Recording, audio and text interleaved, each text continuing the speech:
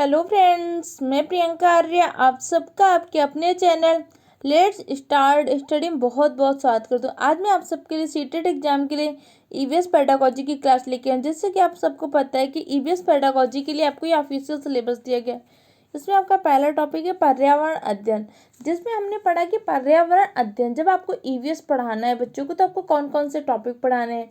जैसे आपको पता है कि एनसीईआरटी ने कहा है कि विज्ञान व सामाजिक विज्ञान दोनों की एकीकृत माध्यम से पर्यावरण के द्वारा शिक्षा प्रदान करनी है। तो ये आपने पहले टॉपिक में पढ़ा। दूसरा टॉपिक है अधिगम का सिद्धांत। अधिगम का तात्पर्य क्या होता है? सीखना। तो आपने ये पढ़ा कि मैं जब बच्चों को सिखाना है तो कौन कौन से सिद्धांत, कौन से शिक्षण सूत्रों, कौन से शिक्षण विधियों का प्रयोग करना। और तीसरा टॉपिक है विज्ञान व सामाजिक विज्ञान में संबंध व उनके क्षेत्र। तो इस टॉपिक में आपने पढ़ा कि विज्ञान के कौन कौन से ऐसे क्षेत्र हैं, जैसे भौतिक विज्ञान, जीव विज्ञान, रसायन विज्ञान, इन सब का पर्यावरण से कैसे संबंध है। सामाजिक विज्ञान के जिस इतिहास, भूगोल, नागरिक शास्त्र, इन सब का पर्यावरण के साथ संबंध कैसा है। इन दोनों की शिक्षा हम एकीकृत उपागम के माध्यम से कैसे प्रदान करें, ये आपने इस टॉपिक में पढ़ा। और आपका चौथा टॉपिक था पर्यावरण अध्ययन शिक्षण के तरीके। आपने इस टॉपिक में पढ़ा कि जब आपको पर्यावरण अध्ययन कराना है तो कौन से शिक्षण तरीकों का प्रयोग कर सकते हैं, कौन से शिक्षण विधियों का, किन तरीकों का प्रयोग करना है, ये आपने फोर्थ टॉपिक में पढ़ा था। आज हम आपका फिफ्थ टॉपिक पढ़ेंगे गतिविधियां और प्रयोगात्मक कार्य। कह रहे कि जब हमें ईवीएस पढ़ाना है बच्चों को तो ईवीएस पढ़ाने में क्या होगा कि एक टीचर का मुख्य उद्देश्य क्या होता है? अपने शिक्षण कार्य को रोचक व प्रभावपूर्ण बनाना। इसके लिए उसमें बहुत सारी एक्टिविटी कराने पड़ेंगे, कुछ प्रयोगात्मक प्रैक्टिकल वर्क कराना पड़ेगा। तो यही सब के बारे में आज हम पढ़ेंगे। जब हमें पर्यावरण अध्ययन ईवीएस की टीचिंग करनी है तो कौन कौन से मेथड का प्रयोग करना है, कौन कौन से मतलब करना है, गतिविधियां करवानी है, इन सब के बारे में आज हम पढ़ेंगे। तो इससे पहले की वीडियो अगर आपने नहीं देखी तो हमारे चैनल के प्लेलिस्ट से जाके सारे वीडियो देख लीजिए और हमारे चैनल को सब्सक्राइब कर लीजिए, जिससे क्या होगा कि हमारे चैनल पे आने वाले सारे वीडियो के आपको रेगुलर वे पे नोटिफिकेशन मिलते रहेंगे और अपने सीटेट एग्जाम के प्रिपरेशन बहुत अच्छे तरीके से कर सकते हैं। तो चलिए आज आपका फिफ्थ टॉपिक जो गतिविधियां और प्रयोगात्मक कार्य, इसके बारे में हम अध्ययन करते हैं। तो चलिए हम पढ़ते हैं कि गतिविधियों और प्रयोगात्मक कार्य की आवश्यकता क्यों पड़ी। जैसे कि आपको पता है कि आप पर्यावरण अध्ययन के अंदर हम क्या करते हैं? विज्ञान व सामाजिक विज्ञान की एकीकृत उपागम के माध्यम से शिक्षा प्रदान करते हैं। अब आपको पता है एकीकृत उपागम क्या होता है? एकीकृत उपागम से तात्पर्य होता है एक ऐसा उपागम, ऐसा तरीका जिसमें क्या होता है कई विषयों की शिक्षा सम्मिलित रूप से एक साथ प्रदान करें। जैसे आप पर्यावरण में क्या करते हैं? साइंस तथा एसएसटी दोनों की शिक्षा एक साथ देते हैं ना। तो ये कौन सा हो गया? एकीकृत उपागम हो गया। कौन सा हो गया? एकीकृत उपागम। तो आपसे ऐसे भी पूछ सकते कि पर्यावरण की शिक्षा हम किस उपागम से देते हैं?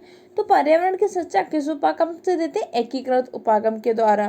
तो जब एक टीचर का उद्देश्य क्या होता है? जब बच्चों को पढ़ाए तो क्या करे? उसमें रुचि उत्पन्न करे, अलग अलग एक्टिविटी कराए जिससे बच्चे सक्रिय होकर सीख सकें, बच्चों को ऐसा वातावरण उपलब्ध कराए जहाँ पर स्वतः सीख सकें। इन सब क्रिया अपने शिक्षण को प्रभावी बनाने के लिए एक टीचर को क्या करना चाहिए? गतिविधियाँ करनी चाहिए, कुछ प्रोजेक्ट काम करानी चाहिए, कुछ प्रैक्टिकल करानी चाहिए, क्योंकि इसमें क्या होता है बच्चे सक्रिय होकर सीखते हैं। तो चलिए आगे हम पढ़ते हैं। कक्षा कक्षा में शिक्षण को प्रभावपूर्ण बनाने के लिए शिक्षक शिक्षण सहायक सामग्री, जैसे क्या होता है टीएलएम का प्रयोग करता है। ये आपने जब सीडीपी में पढ़ा रही थी तो आप मेरे को मैंने टीएलएम के बारे में पढ़ाया था एक टॉपिक। शिक्षण सहायक सामग्री कौन कौन सी होती है, कितने प्रकार की होती है, कौन कौन से मुख्य रूप से प्रयोग की जाती हैं। और इसके अलावा विभिन्न विभिन्न शिक्षण विधियाँ, जैसे क्या होती है आगमन निगमन विधि, विश्लेषण संश्लेषण विधि, इन सब के बारे में मैंने आपको पहले पढ़ाया। विभिन्न शिक्षण सामग्री, जैसे क्या होते हैं दृश्य शिक्षण अधिगम सामग्री, श्रव्य शिक्षण अधिगम सामग्री, दृश्य व श्रव्य दोनों शिक्षण अधिगम सामग्री, इन सब का प्रयोग करते हैं। और विभिन्न प्रकार की क्या करते हैं? गतिविधियों का आयोजन करते हैं, जिससे क्या होता है शिक्षण प्रभावपूर्ण होता है। अब जब आपका शिक्षण टीचिंग प्रभावपूर्ण होगी तो क्या होगा? बच्चे आसानी से सीख लेंगे, बच्चे को इंटरेस्ट आएगा, जब इंटरेस्ट आएगा तो आसानी से सीख सकते हैं। तब आगे हम पढ़ते हैं कि पाठ्यक्रम सहभागी गतिविधियों के उद्देश्य क्या होते हैं। जो पाठ्यक्रम के साथ सहभागी का मतलब क्या होता है? पाठ्यक्रम के साथ साथ में जो गतिविधियां कराई जाती है वो होती है पाठ्यक्रम सहभागी गतिविधियां। तो कह रहे ये जो गतिविधियां कराई जाती है इनका उद्देश्य क्या होता है? पहले क्या होता है? संपूर्ण शैक्षिक कार्यक्रम को प्रभावी बनाना, कि विद्यालय में जो भी शैक्षिक कार्यक्रम चल रहे हैं उनको प्रभावी बनाने के लिए आप क्या करते हैं? गतिविधियां कराते हैं। क्योंकि जब ये जो भी कार्यक्रम चल रहे हैं वो प्रभावी तभी हो सकता है ना जब बच्चे उसमें सम्मिलित हो। और बच्चे कब सही से सम्मिलित होते हैं? जब उनकी उस विषय में रुचि होती है। तो जैसे आप सबने पढ़ा है कि एनसीईआरटी की बुक में भी ऐसा कि कई इमेज लगाई होती है कि बच्चे खेल खेल के पढ़ रहे हैं, क्योंकि उस खेल में क्या होता है, बच्चों की रुचि है, और जब बच्चा रुचि से पढ़ता है तो ज़्यादा अच्छे से सीख सकता है, स्थायी ज्ञान प्राप्त होता है। इसीलिए कहते हैं कि हम पाठ्यक्रम सहभागी क्रियाएं गतिविधियां आयोजित करते हैं, जिससे क्या होगा, संपूर्ण शैक्षिक कार्यक्रम प्रभावी हो सके। दूसरा क्या होता है, विभिन्न वातावरण से आए बालकों में सहयोग की भावना का विकास करना, जिससे राष्ट्रीय एकता की भावना को सुदृढ़ किया जा सके। एनसीएफ ने जैसे कहा कि एक टीचर का मुख्य उद्देश्य क्या होता है, एक सुयोग्य नागरिक का निर्माण करना, क्योंकि आज का जो बच्चा है कल भविष्य का क्या होगा, एक नागरिक है, भावी नागरिक है, जो एक सुयोग्य नागरिक का निर्माण करेगा, वही क्या करेगा, आगे चल के एक देश का, एक राष्ट्र का निर्माण करेगा। तो एक टीचर का मुख्य उद्देश्य क्या होता है, एक सुयोग्य भावी नागरिक का निर्माण कर सके, समाज की जो एक बच्चे से आकांक्षाएं होती उन सबको पूरा करने का प्रयास करें। तो पहले आप क्या कर सकते हैं, जैसे आपके क्लास में बच्चे आएंगे तो क्या बच्चे अलग अलग परिवेश से होंगे, तो उनके मत में क्या हो सकता है, कई बार वातावरण अलग अलग से हैं, उनके मत के परिवेश अलग अलग हो। इन सब में क्या करना है, उनके मत में पहले सहयोग की भावना का विकास करना है, मित्रता का व्यवहार करना है, उनको आपस में मित्र बनने में सहायता करना है, सहयोग का भावना का विकास करना है। जब उनमें सहयोग की भावना, ये सारी भावनाएं विकास होंगी तो धीरे धीरे क्या होगा, ये भावना तो हमेशा बनी रहेगी, फिर वो राष्ट्रीय एकता के बारे में सोचेंगे। पहले आपको प्राथमिक स्तर से क्या करना है, जो उसके सहपाठी हैं उनमें व्यक्ति की भावना का विकास करना है। अगला कह रहा है कि बालक के सर्वांगीण विकास में विशेष योगदान देना। कह रहा है कि जो भी हम पाठ सहगामी क्रियाएं आयोजित करते हैं, इससे क्या होता है, बालक का सर्वांगीण विकास होता है। जैसे आप पढ़ेंगे सतत व व्यापक मूल्यांकन, तो सतत में का तात्पर्य क्या होता है, निरंतर, और व्यापक का तात्पर्य क्या होता है, विस्तृत। और उसमें क्या करते हैं, शैक्षिक व सह शैक्षिक दोनों पक्षों का मूल्यांकन किया जाता है ना। अब दोनों पक्षों का मूल्यांकन क्यों किया जाता है, अब जैसे आप मान लीजिए कि आपने क्या किया, क्लास में एक पेपर लिया, टेस्ट पेपर, यूनिट टेस्ट लिया, कुछ भी लिया, किसी टॉपिक का लिया, तो हो सकता है उसमें कुछ बच्चे आपके ऐसे होंगे जो क्या करें, शैक्षणिक रूप से तो बहुत पिछड़े, उनका आईक्यू कम है, लेकिन वो क्या करें, किसी और क्षेत्र में बहुत अच्छे हो सकते हैं। हो सकता है वो बच्चे स्पोर्ट्स में बहुत अच्छे हों, क्रिकेट में बहुत अच्छे हों, या किसी दूसरी कला में, डांस में, सिंगिंग में। तो मान लीजिए क्या हुआ, एग्जाम वाला जो आपने एकेडमिक के अकॉर्डिंग लिया था पेपर, उसमें तो उसके नंबर बहुत कम आए, लेकिन बाकी दूसरे में तो हो सकता है ना कि बहुत अच्छा हो। इसलिए क्या करना है, सर्वांगीण विकास का उद्देश्य होता है। इसीलिए विद्यालय में क्या होता है, डांस प्रतियोगिता भी होती, गायन प्रतियोगिता भी होती, खेल कूद भी आयोजित किए जाते हैं, पढ़ाई की अलग अलग परीक्षाएं भी होती हैं, जैसे कि अलग अलग परीक्षाएं एनसीईआरटी कराता रहता है, प्रतिभा खोज परीक्षा, ऐसी अलग अलग परीक्षाएं कराता है। इससे क्योंकि बच्चे के अंदर कोई ना कोई तो ऐसी चीज़ होती है जो उसके अंदर प्रतिभा होगी। हो सकता है वो क्या करे, एक्टिंग में बहुत अच्छा हो सकता है क्रिकेट में बहुत अच्छा हो, कुछ सिंगिंग में, कुछ पढ़ाई में। तो इसलिए क्या करना है, उसके सर्वांगीण विकास का ध्यान रखना है कि जिस क्षेत्र में अच्छा है उसी क्षेत्र में उसको बढ़ने की सलाह देना है, उसी क्षेत्र में उसको आगे बढ़ने के लिए माहौल ऐसा वातावरण बनाना है कि जहाँ पे वो आगे उसी क्षेत्र में बढ़ सके। ये आप कैसे कर सकते हैं, पाठ्यक्रम सहभागी गतिविधियाँ कराएंगे, तभी तो आपको पता चलेगा कौन सा बच्चा सिंगिंग में अच्छा है, कौन सा डांसिंग में, कौन सा पढ़ाई में अच्छा है, कौन सा एक्टिंग में अच्छा है। अब अगला पॉइंट क्या होता है, विद्यालय और समाज के पारस्परिक संबंध को बनाना, क्योंकि एक टीचर ही होता है जो क्या करता है, विद्यालय और समाज के पारस्परिक संबंध को उन्नत बनाता है। क्योंकि जब एक बच्चा विद्यालय जाता है तो क्या होता है, उसके समाज की, अपने माता पिता की कुछ आकांक्षाएं होती है, समाज की उससे कुछ आकांक्षाएं होती है कि बड़ा होकर ये बनेगा, ऐसा नागरिक बनेगा, सबका सहयोग करेगा। तो उन आकांक्षाओं को पूर्ति करने में कौन सा सहायक होता है, टीचर, क्योंकि टीचर ही तो उन्हें उस टाइम के मोल्ड में ढालने की कोशिश करता है। क्योंकि जब बच्चा आपके विद्यालय जाता है, जब प्रारंभ में विद्यालय जाता है तो क्या होता है, उसके अपनी कुछ मातृभाषा होती, कुछ ही चीज़ों का ज्ञान होता है, बाकी चीज़ें तो क्या करता है, विद्यालय में सीखता है। और लेकिन जो विद्यालय में ज्ञान सीखता है उसका प्रयोग कहाँ पे करता है, तो उसका समाज में प्रयोग करता है। इसीलिए एक टीचर को क्या करना है, विद्यालय व समाज के पारस्परिक जो संबंध है उनको उन्नत बनाने का प्रयास करना है। अगला पॉइंट क्या होता है, छात्रों में भावात्मक व नैतिक संतुलन का विकास करना। हमें बच्चों में क्या करना है, भावात्मक, इमोशनल बैलेंसिंग का बनाना है, कि मतलब बच्चों को में क्या हो, ऐसा भी नहीं हो कि बहुत बच्चे कठोर हो जाए या बहुत ही ज़्यादा इमोशनल हो जाए। तो दोनों चीज़ों का बैलेंस बनाना है, ये कौन कर सकता है, टीचर कर सकता है। जैसे क्या होता है कि आप खेल वगैरह आयोजन कराते हैं, जैसे कोई बच्चे एक टीम हार जाती है तब से कहते हैं कोई बात नहीं बेटा, ये तो हार जीत होती रहती है खेल में, ऐसे ज़िंदगी में होता है, कभी हम सफल होंगे कभी नहीं सफल होंगे, ये सारे सीक्वेंस क्या चलते रहते हैं। अब चलिए हम पढ़ते हैं प्रमुख पाठ्यक्रम सहभागी गतिविधियाँ। इसकी कौन कौन से पाठ्यक्रम सहभागी गतिविधियाँ आयोजित की जाती हैं। अभी आपने पढ़ा कि क्यों आयोजित किया जाती है, इनसे किसका विकास करते हैं। अब हम पढ़ते हैं कौन सी गतिविधियाँ आयोजित की जाती हैं, शिक्षण में कौन कौन से प्रयोग होती है, पहले पढ़ लेते हैं। पहला है कि प्रयोगिक विधि। कौन सी विधि? प्रयोगिक विधि। कह रहा है अधिगम प्रक्रिया में प्रयोग करके सीखना सबसे अधिक महत्वपूर्ण होता है। कह रहा है कि जब अधिगम का तात्पर्य क्या होता है? सीखना। क्या सीखने की प्रक्रिया में जब हम कुछ करके स्वयं सीखते हैं तो ज़्यादा अच्छे से सीख पाते हैं। अब जैसे आप मान लीजिए कुकिंग है, टाइपिंग है, या कुछ भी चीज़ सीखनी है तो आप देख रहे हैं या कोई आपको बता रहे ऐसे ऐसे सीखना है, उससे ज़्यादा अच्छे तब सीख पाएंगे जब आप स्वतः करने की कोशिश करेंगे। जैसे कोई आपको बता दे कि आप ये बुक पढ़ लीजिए, ये वाली एनसीईआरटी पढ़ लीजिए, यूथ पब्लिकेशन की ये पढ़ लीजिए, इसके अलावा ये बुक पढ़ लीजिए, ये नोट्स पढ़ लीजिए, इसके पीडीएफ पढ़ लीजिए, तो क्या आप सीटेट एग्जाम क्वालिफाई हो जाएंगे? नहीं। आप सीटेट एग्जाम तब तक क्वालिफाई नहीं होंगे जब तक आप खुद नहीं पढ़ेंगे, खुद करके सीखेंगे, खुद आप पेडागोजी के क्वेश्चन सॉल्व करेंगे, खुद थ्योरी को पढ़ने का प्रयास करेंगे, खुद के नोट्स बनाएंगे, तभी तो। इसी प्रकार क्या होता है? प्रायोगिक विधि क्या होती है? सबसे उपयुक्त होती है, क्योंकि इसमें क्या करता है? बालक स्वतः करके सीखने का प्रयास करता है। इसमें बालक जो स्वयं प्रयोग करके नवीन अवधारणाओं को सीखने का प्रयास करता है तो किस विधि में होता है? प्रायोगिक विधि में। और जब बालक स्वतः सीखता है तो क्या होता है? उसके अंदर स्थायी ज्ञान होता है। जैसे हम कोई चीज़ खुद करते हैं, करके सीखते हैं, तो जो ज्ञान प्राप्त हो जाता है, कैसा ज्ञान होता है? स्थायी ज्ञान होता है।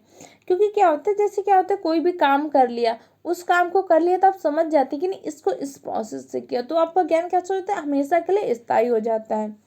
अब चलिए हम पढ़ लेते हैं प्रायोगिक विधि के गुण कौन कौन से होते हैं। इससे क्या होता है? छात्रों में आत्मविश्वास बढ़ता है। अब आत्मविश्वास कैसे बढ़ता है? जैसे बच्चे ने क्या किया, कोई भी एक्टिविटी करके देख ली, अब जब खुद करके देख ली तो क्या होगा? उसके अंदर कॉन्फिडेंस आएगा कि नहीं दोबारा करना पड़ेगा तो भी मैं कर लूँगा।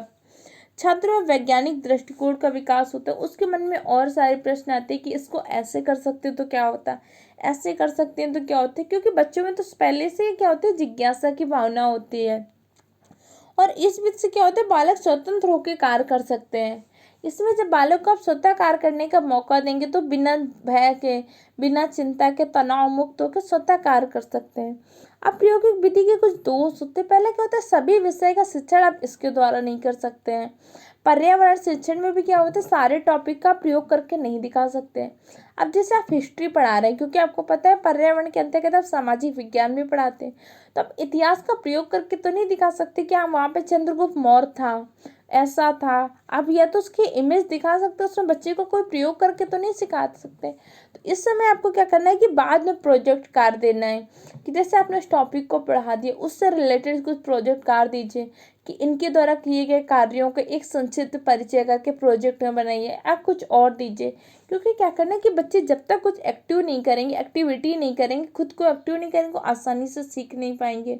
इसीलिए कह रहा है प्रायोगिक विधि क्या होगी? हर विषय के लिए, हर टॉपिक के लिए उपयोगी नहीं होती। अगली विधि हम पढ़ते हैं प्रयोग प्रदर्शन विधि। अब प्रयोग प्रदर्शन विधि क्या होती है? पर्यावरण शिक्षण की सबसे उपयुक्त विधि है। अगर कभी ऐसे पूछते हैं कि पर्यावरण शिक्षण की सबसे उपयुक्त विधि कौन सी है? प्रयोग प्रदर्शन विधि। क्योंकि इसमें अगर आप बच्चे को क्या करें, पहले तो उसको समझा दें, उसके बाद क्या करते हैं, उसका प्रयोग करके उसे दिखा दें, तो बच्चा आसानी से सीख जाता है। क्योंकि प्रयोग प्रदर्शन विधि में क्या होते हैं? अध्यापक विषय वस्तु के शिक्षण के साथ साथ उससे संबंधित आवश्यक प्रयोग को स्वयं करके दिखाता है। अब जब टीचर करके दिखाता है लेकिन बच्चे क्या होते हैं? सक्रिय होकर देख रहे होते हैं। लेकिन इसमें इस चीज़ का ध्यान रखना है, हमेशा ऐसे चीज़ों का चयन करना है जिसमें बच्चे की रुचि हो, उसका इंटरेस्ट होता है, तो उसके परिवेश की जो चीज़ें हों, जो चीज़ें उसने देखी हो, जब उसका प्रयोग करके दिखाएंगे तो बच्चे आसानी से सीख जाएंगे। बच्चे क्या होता है? उसमें सह संबंध स्थापित कर लेते हैं, जिन चीज़ों को जानते हैं उसी के आधार पर। ये आपकी कौन सी विधि होती है? प्रयोग प्रदर्शन विधि। इसे प्रयोग धर्मी शिक्षा प्रणाली भी कहते हैं। क्या कहते हैं? प्रयोग धर्मी शिक्षा प्रणाली भी कहते हैं। इस चीज को याद रखना। अगला हम पढ़ते हैं प्रयोग प्रदर्शन विधि के गुण क्या होते हैं। इसमें क्या होता है? छात्र सक्रिय बने रहते हैं, किसमें? प्रयोग प्रदर्शन विधि में। और छात्र अधिगम के प्रति रुचि बनी रहती है, क्योंकि जब वो टीचर को प्रयोग करते हुए देखती है तो जानना चाहते हैं ऐसा कैसे हो गया, ये क्यों हो गया। तो इसमें क्या होता है? उनकी रुचि भी बनी रहती है। और प्रयोग कराने की अपेक्षा प्रदर्शन में कक्षा नियंत्रण आसानी से होता है। ये कह रहे हैं कि जैसे प्रयोग प्रदर्शन होता है, इसमें क्या कर रहे हैं? टीचर प्रयोग करके दिखा रहे हैं, सारे बच्चे क्या हो रहा है? सिर्फ देख रहे हैं, और अब जब आप प्रयोग करने को देते हैं तो क्या करते हैं, हर बच्चा अलग अलग करता है, तो टीचर को क्या होता है, बार बार जाके सारे बच्चों को बताना पड़ता है इसको ऐसे करना, इसको ऐसे। और जब टीचर एक बार खुद प्रयोग प्रदर्शन कर देता है तो सारे बच्चों को दिखा देता है, तब आप उसमें क्या होता है, कक्षा का नियंत्रण करना भी आसानी से हो जाता है, क्योंकि एक बार आपने जब सारे बच्चों को दिखा दिया तो काफ़ी चीज़ें सारे बच्चों को पता रहती है कि हाँ इसको ऐसे करना है। और बीच में जहाँ पे कोई बच्चा भूल रहा हो या किसी चीज़ को नहीं आ रहा तब आप वहाँ पे समझा दें तो कक्षा नियंत्रण करने में भी आसानी रहती है। अब चलिए अगली विधि पढ़ते हैं। अगली है प्रयोगशाला विधि। जैसे आपको पता है कि आप पर्यावरण के अंतर्गत सामाजिक विज्ञान के साथ साथ किसकी विज्ञान की भी शिक्षा उपलब्ध कराते हैं, और विज्ञान शिक्षण के लिए क्या होते हैं, प्रयोगशाला विधि बहुत उपयुक्त होती है। प्रयोगशाला विधि में क्या करते हैं, प्रयोगशाला विधि में विभिन्न प्रकार के प्रयोग बालक स्वयं करते हैं, अवलोकन के आधार पर स्वयं निष्कर्ष भी निकालते हैं। इस चीज को याद रखना है। प्रयोग प्रदर्शन में क्या होता है, टीचर प्रयोग करता है, जबकि आपके प्रयोगशाला विधि में क्या होता है, बच्चे स्वतः प्रयोग करते हैं तथा स्वतः निष्कर्ष निकालते हैं, और निष्कर्ष भले सही हो या गलत हो, लेकिन इसमें टीचर क्या करता है, प्रयोग जब बच्चे कर रहे होते हैं तो समय समय पर उनकी क्रियाओं का निरीक्षण करता रहता है, वो उनको जरूरी सुझाव भी देते रहते हैं। किसमें ये होता है, आपके प्रयोगशाला विधि में। और प्रयोगशाला विधि पर्यावरण में किसके लिए ज़्यादा उपयोगी है, तो विज्ञान विषय के लिए। ठीक है, आपको पता है ना कि विज्ञान विषय और सामाजिक विज्ञान दोनों के सम्मिलित रूप से शिक्षा हम पर्यावरण के द्वारा प्रदान करते हैं। अब चलिए आगे हम पढ़ लेते हैं प्रयोगशाला विधि के गुण कौन कौन से होते हैं। इस विधि से प्राप्त ज्ञान क्या होता है, स्थायी होता है। प्रयोगशाला विधि में जब आप स्वतः खुद करेंगे, खुद निष्कर्ष निकालेंगे, अगर आपका निष्कर्ष सही होता है तो जो ज्ञान आपने सीखा क्या हो जाएगा, बिल्कुल स्थायी रूप से हो जाएगा। और इस विधि से प्राप्त ज्ञान व्यवहारिक होता है। व्यवहारिक कैसा होता है, आपने उसको सारी जो क्रियाएं की, जो प्रयोग किए, व्यवहार में ला के किए ना, तो आपको एकदम कंठस्थ हो गए। जैसे आप सबने देखा कि बहुत सारे प्रयोग करते हैं तो हमें अब तक याद होते हैं, तो ये क्या होते हैं, जो करके चीज़ें सीखते हो कैसे हो जाती है, व्यवहारिक हो जाती हैं, क्योंकि उसको अपने व्यवहार में लाने का प्रयास करते हैं। इसीलिए जब भी हमें पर्यावरण शिक्षा करना है, ईवीएस के लिए पढ़ाना है, तो बच्चों को क्या करना है, उनके परिवेश से छोड़ने का प्रयास करना है, ज्ञान को बाह्य जीवन से जोड़ना है। ये आपके किसने बोला था, एनसीएफ ने। जब आपका ज्ञान क्या हो जाएगा, बाह्य जीवन से जुड़ जाएगा, तो बच्चे क्या करेंगे, आसानी से उसे जोड़ लेंगे, तो आसानी से ज्ञान उनका स्थायी हो जाएगा। और जब उसकी ज्ञान जीवन से जुड़ा होगा तो उस ज्ञान का क्या करेंगे, समाज में प्रयोग कर सकते हैं, व्यवहार में प्रयोग कर सकते हैं, जिससे ज्ञान क्या होगा, आसानी से उनको याद हो जाएगा, समझ पाएंगे और आसानी से जीवन में प्रयोग कर सकते हैं। और इसके अलावा क्या होता है, छात्र सक्रिय रहते हैं, उनमें आत्मविश्वास की भावना का भी विकास हो जाता है। इसमें क्या होता है, छात्र एक्टिव बने रहते हैं, और जब छात्र स्वतः करने का प्रयास करते हैं तो उनमें क्या होता है, आत्मविश्वास की भावना का भी विकास होता है। अब चलिए, ये तो आपने पढ़ ली कक्षा कक्ष में की जाने वाली गतिविधियाँ होती हैं जो आप क्लास में पढ़ाते समय ही कर सकते हैं। अब हम कुछ पढ़ लेते हैं कक्षा कक्ष के बाहर की जाने वाली गतिविधियाँ। जैसे पहले क्या होती है, आपकी साहित्यिक गतिविधियाँ।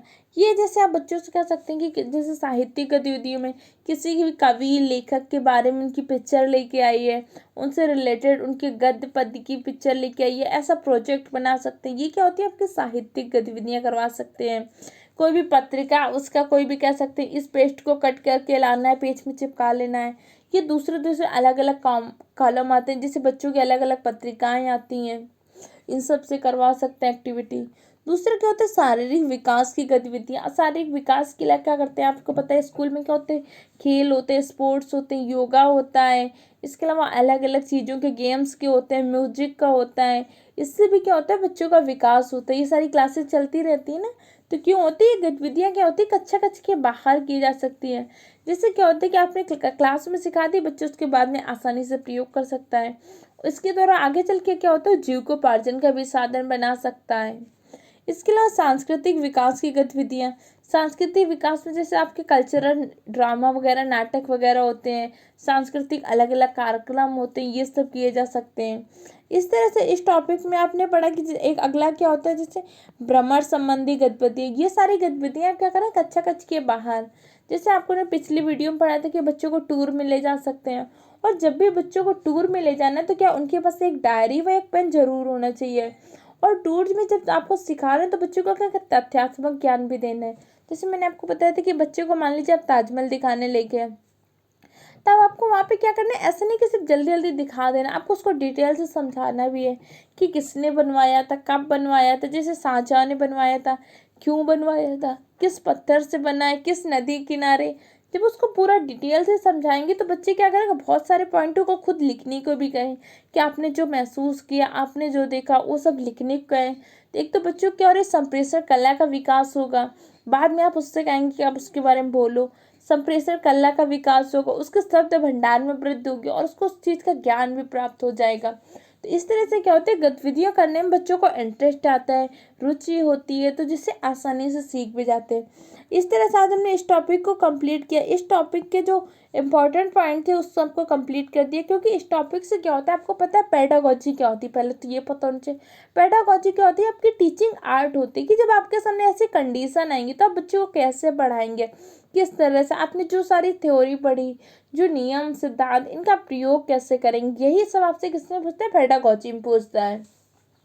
तो इस तरह से आप इस वीडियो को देख लीजिए, तो इसके नोट्स बना लीजिए। अगर आपको PDF फॉर्म में नोट्स चाहिए तो हमारा Telegram channel let's start study को सर्च करके ज्वाइन कर लीजिए। वहाँ पे आपको टेलीग्राम में PDF फॉर्म में नोट्स प्रोवाइड की जाती है। इसके अलावा हमारे चैनल पे सीटेट एग्जाम के लिए CDP की क्लासेस चले, हिंदी पेडागोजी की क्लासेस कंप्लीट हो चुकी है, मैथ पेडागोजी के क्लासेस कंप्लीट हो चुकी हैं, EVS की थ्योरी क्लासेस कंप्लीट हो चुकी हैं, EVS पेडागोजी की क्लासेस चल रही हैं।